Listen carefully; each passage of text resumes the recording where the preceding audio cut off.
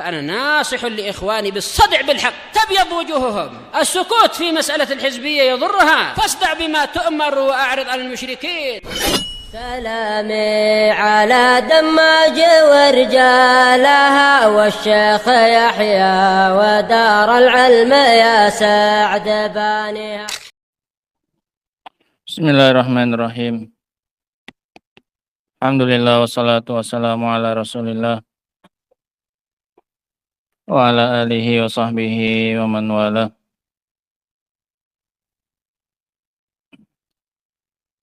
Ikhwani fi din azakumullah, kita lanjutkan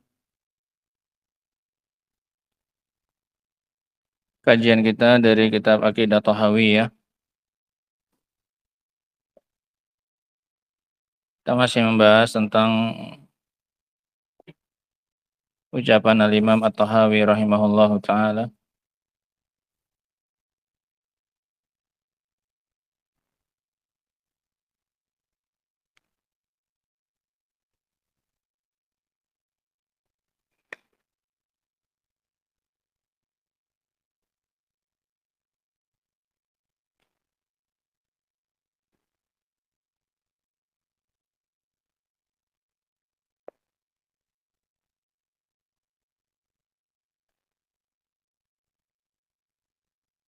Bahwasanya Al-Quran itu adalah kalamullah dan bukan makhluk.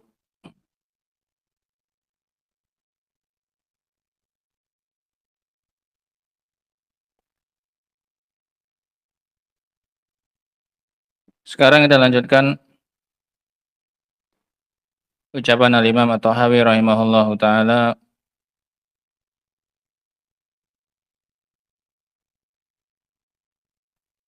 Wala yushbihu qaulal bashar. Dan perkataan Allah Subhanahu wa taala itu tidak menyerupai perkataan manusia.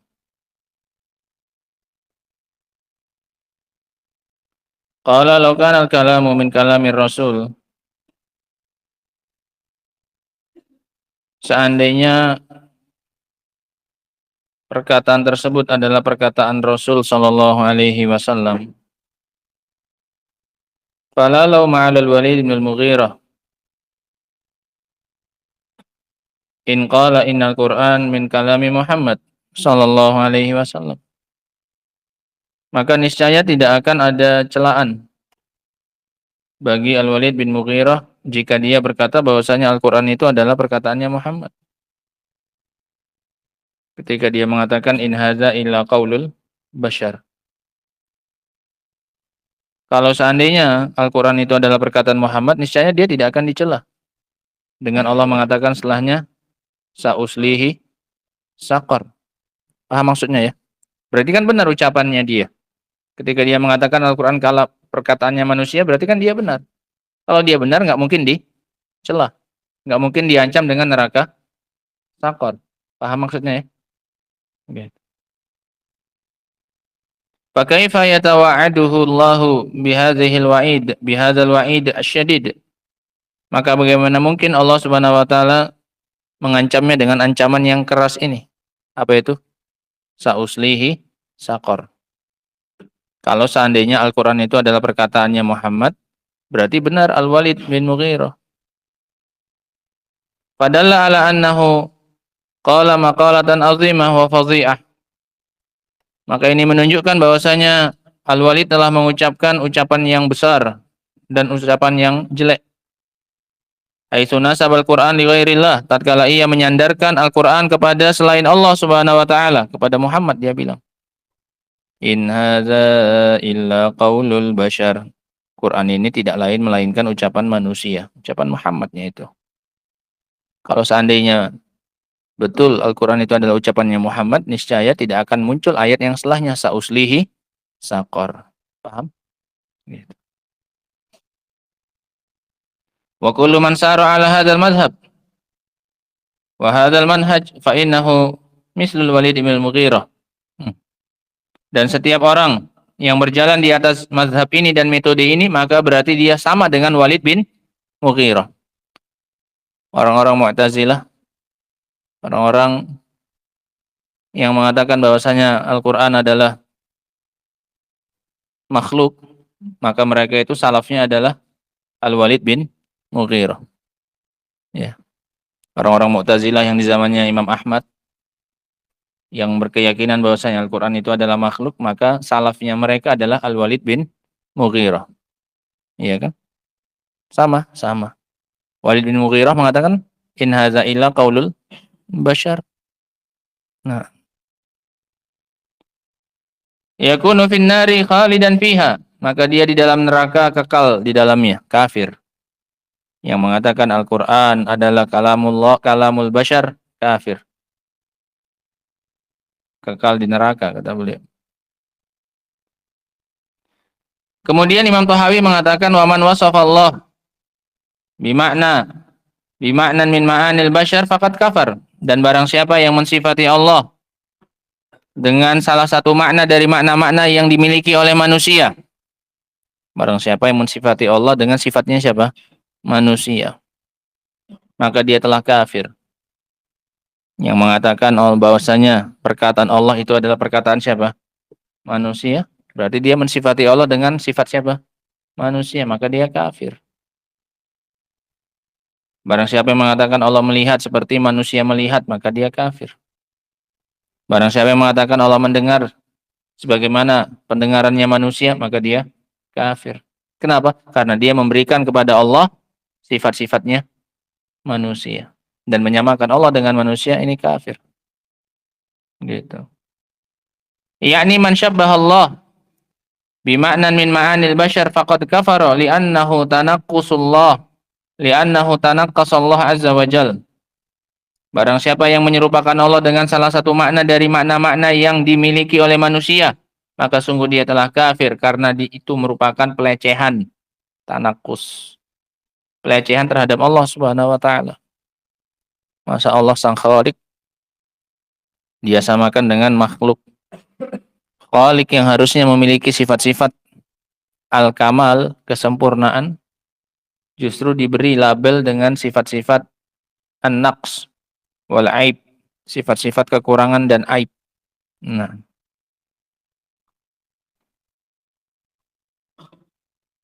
faman absara hadza i'tabara. Kemudian beliau mengatakan maka barang siapa yang melihat ini seharusnya dia bisa mengambil iktibar, mengambil ibrah, mengambil pelajaran. Kalau kamu tahu bahwasanya Allah Subhanahu wa taala mengancam Al-Walid bin Mughirah karena menyamakan Al-Quran yang dibacakan oleh Muhammad seperti ucapannya manusia, in hadza illa qaulul bashar. Kemudian Allah Subhanahu wa taala langsung mengancamnya dengan ancaman yang keras, sauslihi saqar.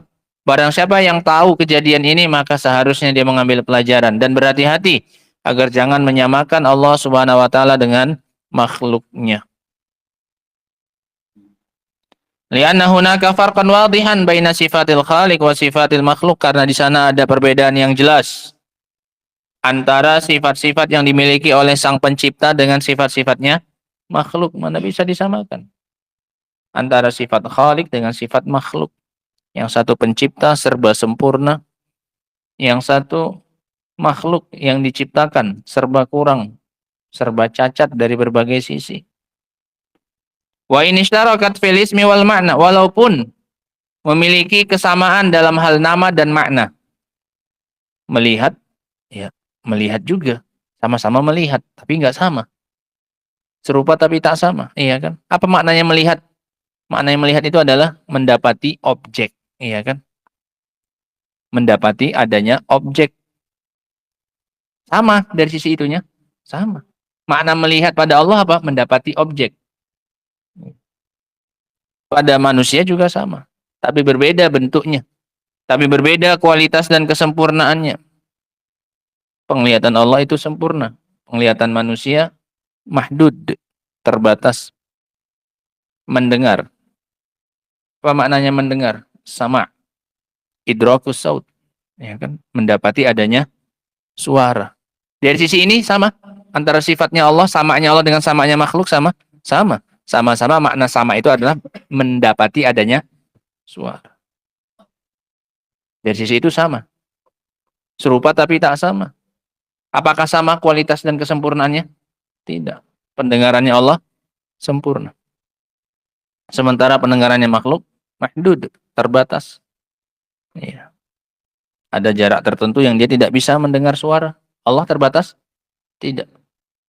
Nah, suara sekecil apapun dan serendah apapun Allah bisa dengar? Bisa. Itu namanya serupa tapi tak sama. Secara makna dasarnya sama. Maknanya. Namanya sama, nama sifatnya. Sama-sama sama. Sama-sama basor. Sama-sama. Makna dasarnya juga sama. Sama. Gitu. Tapi dari sisi kesempurnaan jelas jauh berbeda. Baina sifatil khaliq wa baina sifatil makhluk. Wa in ishtarakat fil ismi wal ma'na lakin takhtalifu fil haqiqati. Akan tetapi berbeda secara hakikatnya. Wa takhtalifu fil waqi' wal kharij, dan berbeda dari sisi kenyataan dan yang ada di lapangan. Kharij. Fala tasyabuh baina kalamillahi wa kalamil bashar, maka tidak ada keserupaan atau kesamaan antara pendengaran atau penglihatan Allah wa basaril bashar, dan antara penglihatan manusia. Walaupun nama sifatnya sama. Nama sifatnya sama-sama basar. Maknanya basar sama yang pada Allah dan sama makhluk pada sama basarnya. Basar sama. Apa itu? Mendapati objek, adanya objek. Nah, tapi hakikatnya berbeda. Wala ilmillahi wa ilmil bashar. Tidak pula antara ilmunya Allah dengan ilmunya manusia. Tapi dari sisi nama sifatnya sama-sama sifat ilmu. Makna dasarnya sama, ilmunya Allah dengan ilmunya makhluk sama. Apa itu? Mengetahui sesuatu, iya kan? Tapi hakikatnya sama? Tidak. Allah Subhanahu wa taala ilmunya azali. Bersifat azali. Tidak didahului dengan ketidaktahuan. Berbeda dengan ilmunya makhluk. Ilmunya makhluk pasti diawali dengan ketidaktahuan. Karena kata Allah Subhanahu wa taala, wallahu akhrajakum min butuni ummahatikum la ta'lamuna syai'a. Allah telah mengeluarkan kalian dari perut ibu kalian dalam keadaan kalian tidak tahu apapun. Berarti kan diawali dengan ketidaktahuan, baru dia belajar, kemudian punya ilmu. Ayat ini seharusnya ya ikhwan, peringatan dan teguran kepada kita. Ya, manusia yang nggak punya ilmu ini, manusia yang bodoh ini, harusnya semangat untuk menghilangkan sifat itu. Harusnya kita berusaha semaksimal mungkin untuk menghilangkan ketidaktahuannya kita. Jangan pasrah dengan keadaan. Nggak bisa belajar, ya sudahlah, mau kemana lagi. Loh, kok mau kemana lagi? Bayangkan kalau seandainya itu terjadi pada ekonomimu dan keluargamu. Kondisimu lagi sempit, nggak bisa ngasih makan dan istri. Apakah mungkin keluar dari mulut seorang ayah atau mulut seorang suami, udahlah mau kemana lagi, pasrah aja lah. Nah, kira-kira bakal seperti itu tidak? Tidak. Lantas kenapa dalam masalah ilmu lebih dominan sifat pasrah dengan keadaan? Ya keadaannya kayak gini mau kemana lagi? La ilaha illallah. Ainal hamasah. Mana yang namanya semangat? Mana yang namanya perjuangan untuk mengubah diri dari la ta'lamuna syai'an, ya, yang tidak tahu suatu apapun menjadi tahu. Nah, kalau nggak diapa-apain ya itu kondisi dasarnya kita. Kata Allah Subhanahu wa taala itu tadi, Allah keluarkan kita dari perut ibu kita dalam keadaan tidak mengetahui suatu apapun, alias bodoh. Ini kalau nggak diapa-apai ya tetap bodoh. Masalahnya pintar itu bukan hukum asal, kemudian dia nggak belajar jadi bodoh, bukan. Nggak kayak gitu prosesnya. Prosesnya bodoh semua. Kalau nggak diubah ya tetap bodoh, nggak diapa-apain tetap bodoh. Jadi harus ada usaha untuk mengubah keadaan. Iya. Nah, kemudian beliau mengatakan wala masyiati, masyiah wa iradatillahi wa masyiati wa iradatil bashar. Tidak pula ada kesamaan antara keinginan dan kehendaknya Allah dengan keinginan dan kehendaknya manusia. Enggak sama. Kehendak, bedanya di mana? Kehendaknya Allah itu pasti terjadi. Pasti akan terwujud. Beda dengan kehendak dan keinginannya manusia. Banyak yang tidak terwujud. Maunya A, dapatnya B. Atau bahkan nggak dapat apa-apa. Zong. Mau itu, tapi nggak terwujud. Itu sering manusia. Tapi kalau Allah Subhanahu wa taala menginginkan sesuatu, maka sesuatu itu pasti akan terjadi. Masya Allahu kana wa ma lam yasha lam yakun. Apapun yang dikehendaki oleh Allah pasti terjadi, dan yang tidak dikehendaki oleh Allah maka itu tidak akan terjadi. Nah, dan ini salah satu yang kita tegaskan di perjalanan kemarin ketika kita bertemu dengan para penyintas bencana, para korban, untuk menyadarkan mereka bahwasanya ini adalah suatu ketetapan yang tidak akan mungkin bisa dihindari. Agar mereka tidak memiliki penyesalan seandainya. Maka kita ingatkan mereka bahwasanya ketetapan Allah itu pasti akan terjadi. Mau bagaimana lagi? Dan banyak dari mereka yang tersadarkan. Alhamdulillah. Jadi kita ke sana itu bukan sekedar ngedrop bantuan, ngedrop donasi, enggak. Datang, taruh, cabut, enggak kayak gitu. Kita duduk. Nah, kita dengarkan apa kata mereka. Biar mereka bercerita, mengeluarkan beban isi hatinya. Itu saja mereka sudah sangat gembira. Kita mau duduk. Enggak sekedar naruh bantuan kemudian pergi. Atau bahkan dari mobil enggak berhenti pun kadang. Dari jendela saja. Masya Allah. Berapa mahal sih waktumu? Sampai tidak sempat lagi kamu apa ini? Duduk bersama mereka. Minimal kamu merasakan sedikit saja. Iya. Hawa yang mereka hirup. Gitu. Jangan mentang-mentang kamu ngasih bantuan, kemudian kamu sok. Gitu. Dari kasih ya udahlah, ada syukur. Loh. Nah, ada banyak pelajaran. Iya. Setiap titik kita turun, setiap titik kita cerita dengan mereka. Nah, bukan hanya sekedar mereka, alhamdulillah kalau materi ya habis-habis memang. Nah, apalagi untuk jangka panjang. Tapi bukan itu yang paling mereka butuhkan. Mereka itu ada trauma, ada rasa kekhawatiran untuk memulai kembali hidup, itu ada kekhawatiran bisa apa enggak. Karena nggak punya sumber lagi.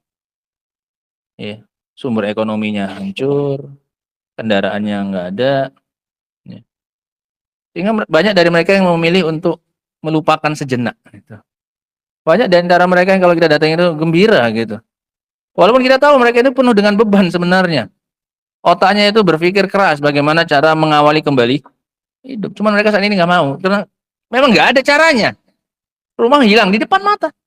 Ya mereka tinggal di camp di depannya. Setiap hari bayangkan seandainya kamu di posisi itu, kamu liatin bekas rumahmu, tapak rumahmu kamu liatin terus. Mending kalau kamu misalnya mengungsi kemana gitu kan, nggak diliatin lagi gitu. Ini bayangkan pemandangan yang sehari-hari, nggak usah pun ngelihat rumah tetangga yang hancur, ngelihat bekas tapak rumahmu saja yang nggak ada lagi apa-apanya.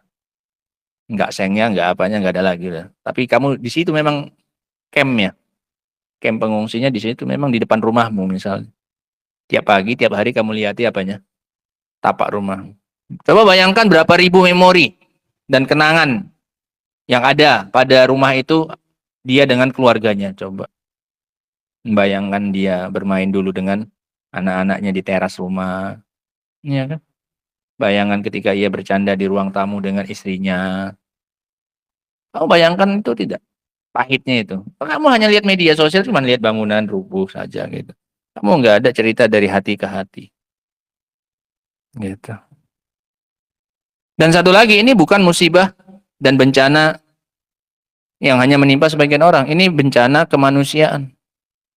Jangan dipersempit, jangan dikerdilkan menjadi bencana keikhwanan. Kalau ikhwan yang kena, semangatnya berapi-api, membara-bara. Kalau yang kena orang biasa, santai saja, biasa saja.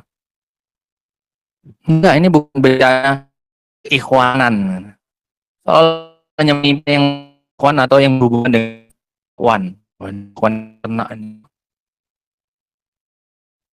Kalau yang mau duduk, bukan keikhwanan, karena kemanusiaan